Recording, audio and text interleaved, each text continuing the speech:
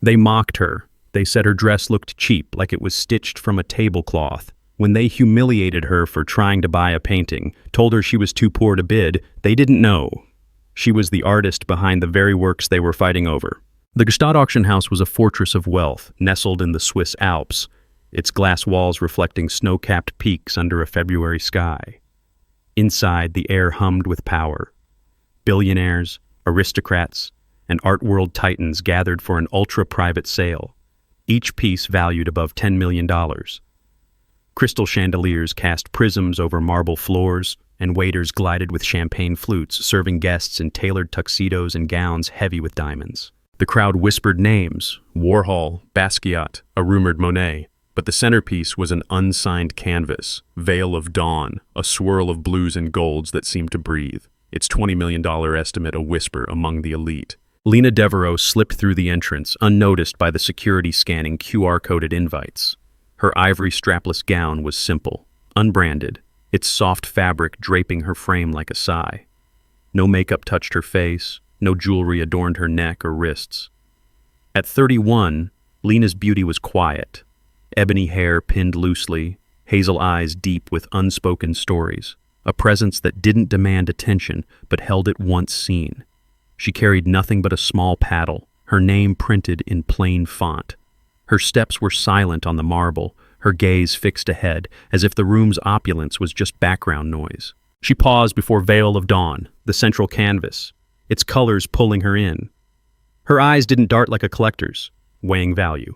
They lingered, tracing every stroke, as if greeting an old friend. The crowd barely noticed her at first, their voices a low hum of deals and boasts. Then a man approached. Hugo Reinhardt, a German industrialist with a $5 billion fortune, his suit sharp as his smirk. "Sweetheart," he said, loud enough for nearby guests to turn, "people like you belong in the live stream chat, not this room." His laugh was a blade, cutting through the air. Lena's lips curved slightly, but she didn't speak, her gaze still on the painting. A woman in emeralds swept by. Baroness Celeste Varon, a French noble with a private jet and a sharper tongue. She stopped, her camera raised for a selfie with the canvas. "You're blocking my shot, darling," she snapped, her accent crisp. "Step aside before I call security." Her entourage, 2 women in fur shawls, giggled, one muttering, "Does she think this is a museum freebie?" Lena stepped back, her movements calm, her eyes never leaving the painting. The Baroness's flash went off, her Instagram caption already forming, "Art only the elite understand." As Lena lingered by Veil of Dawn, a group of collectors in bespoke suits and glittering dresses formed a mocking circle. "Is she lost?" a woman named Ingrid Falk sneered, her sapphire necklace flashing. "This isn't a thrift store gallery, dear." A man, Victor Lang, laughed. "Bet she's here to dust the frames." Their voices carried, drawing chuckles from others snapping photos. "Move, peasant," one shouted, waving her off. Lena's gaze stayed on the canvas, serene, but their cruelty stung, a public sport for the elite. The insults grew bolder as Lena stood there, a lone figure against the canvas's glow. A tech mogul, Ethan Caldwell, leaned toward his date, a model named Sasha Lin. "Look at her dress," he scoffed, his voice carrying. "Tablecloth chic, bet it's from a thrift bin." Sasha laughed, her diamonds glinting. "She's here for the free drinks, right?" A nearby dealer, Clara Novak, overheard and chimed in, "Or to sketch it for her Etsy shop." Their chuckles spread, drawing eyes to Lena's gown, her bare shoulders, her stillness. She didn't flinch, but her fingers tightened briefly on her paddle, the only sign of weight. Lena moved to the last row of seats as the auction began, her paddle resting in her lap. The room buzzed. Bidders in velvet and silk, their wealth a silent shout. The first lot, a Picasso sketch, sold for $12 million. A Rothko followed at $18 million. Then Veil of Dawn was announced and the air tightened. Opening at $10 million, the auctioneer, a silver-haired man named Julien Moreau, called, his gavel poised. Hands shot up, Hugo's, Celeste's, a Saudi prince named Khalid al-Rashid. Bids climbed fast, 12 million, 15 million, 18 million. Lena sat silent, her face serene, watching the frenzy. As Lena took her seat, an auction staffer in a crisp vest approached, his voice loud enough for nearby rows. Miss, this isn't open seating, he said, smirking. You're not on the VIP list. Try the lobby. Guests overheard, snickering as another staffer added, She's probably scamming a free view. Their taunts echoed, heads turning to gawk at Lena's plain gown. She sat calmly, paddle in hand, her dignity unshaken, but the staff's scorn painted her as an intruder, unworthy of the room. Then she raised her paddle. The room froze for a split second, then erupted in laughter. Oh, look, the poor girl thinks she can bid, Sasha Lynn called, her voice dripping honey. Ethan smirked, shouting, That's adorable, dreaming in millions with zero in her purse. Clara Novak leaned forward, her pearls clacking. Save it, honey. This isn't a charity raffle. The Baroness fanned herself, muttering, She's embarrassing herself. Even Khalid chuckled, his gold cufflinks flashing as he waved dismissively. Lena's paddle stayed up, steady, her hazel eyes fixed on the auctioneer. When Lena raised her paddle, a bidder named Sophia Grant, dripping in rubies, turned sharply. You're joking, right? She scoffed, her voice slicing the air. That paddle's not a toy, girl. Stick to crayons. Others joined in, a man yelling, She's insulting the art with that bid. Their laughter roared, phones filming Lena's steady hand. Get her out, Sophia hissed, gesturing to security. Lena's eyes stayed forward, calm, but the crowd's venom surged, a mob tearing at her nerve. The laughter swelled, a cruel tide, phones slipping out to capture the joke. As Lena's bid drew laughs, Diana Voss whipped out her phone, tweeting to thousands. Unknown in rag dress crashes, Gstad auction, thinks she's a player. Comments flooded. Delusional. Kick her out. A guest nearby live-streamed, narrating, This nobody's making a fool of herself. Hashtags like #auction joke spiked, memes mocking Lena's gown trending globally. She sat still, paddle gleaming, her silence a shield, but the digital storm raged, shredding her dignity before the world. Julian hesitated, his brow furrowing as he checked his tablet. The bids hit $20 million, Hugo's latest raise. Lena raised her paddle again.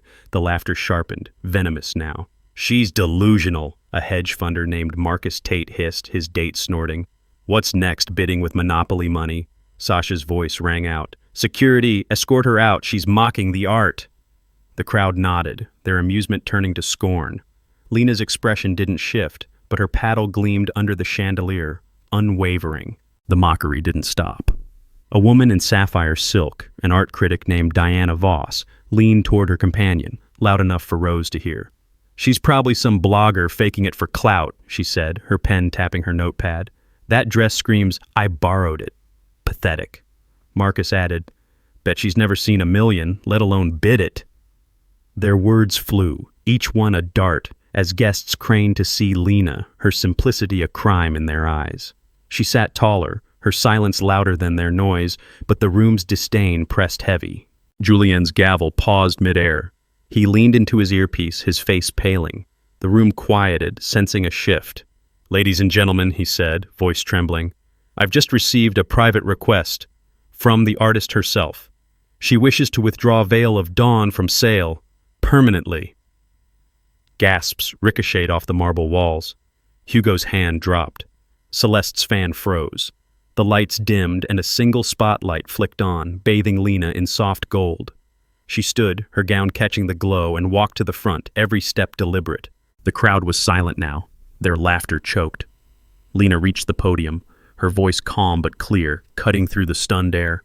My name is Lena Devereaux, she said, her hazel eyes sweeping the room. I painted Veil of Dawn. I created it in the back room of a shelter, with paint I couldn't afford, on canvas donated by a retired teacher. She paused, letting the words sink in. You just bid $20 million on it, but I've bought it back for €1. Murmurs broke out, disbelief rippling. Hugo's face reddened. Celeste clutched her pearls. Lena held up the certificate of authenticity, its edges crisp, and tore it in half. The sound echoed like a gunshot. Starting today, she said, I refuse to sell my art to people who only hang it to flaunt their bank accounts. Her voice was steady, not loud, but it carried a weight that silenced every whisper. My 42 works will be displayed for free, forever, at the orphanage where I grew up. The room was a graveyard of egos. Ethan's smirk vanished. Sasha's phone slipped to her lap.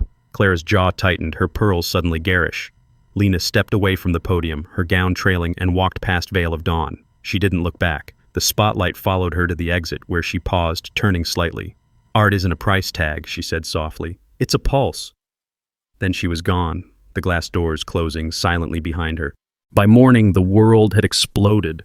Headlines screamed across continents, "The woman they laughed at is the genius they can't afford." The Guardian, Lena Devereaux breaks the billionaire art market. Le Monde, hidden artist no more.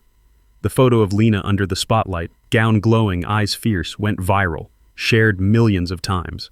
X-posts read, "She owned them without a fight." Lena Devereaux is art itself. Her story flooded the internet. Raised in a Marseille orphanage, self-taught, painting in secret for years, her works sold anonymously through a mentor who died last spring. Veil of Dawn became a legend overnight. Art historians dissected its layers, grief, hope, defiance woven into every stroke. Critics revealed Lena's other works, once bought in shadows, a canvas in a Dubai sheikh's vault, another in a London museum, a third rumored to hang in a Japanese tech titan's office. All priceless now, their value unmoored by her refusal to sell. Museums begged for loans. Collectors offered blank checks. Lena didn't answer. Her orphanage in Marseille announced a free gallery, set to open in months, funded by donors inspired by her stand. The elite who'd mocked her were silenced. Hugo Reinhardt's firm faced a PR crisis, his live-stream chat quip replayed endlessly online. Celeste Varon's latest gala flopped, her name tied to elitist cruelty. Ethan and Sasha's social stock plummeted. Ex-users called them artless bullies. Clara Novak's gallery lost clients, her snobbery exposed. Marcus Tate's hedge fund took a hit, his monopoly money jab a meme of his own downfall. Diana Voss's next review was ignored, her credibility shot. None apologized. None dared. Hugo Reinhardt's mockery unraveled him.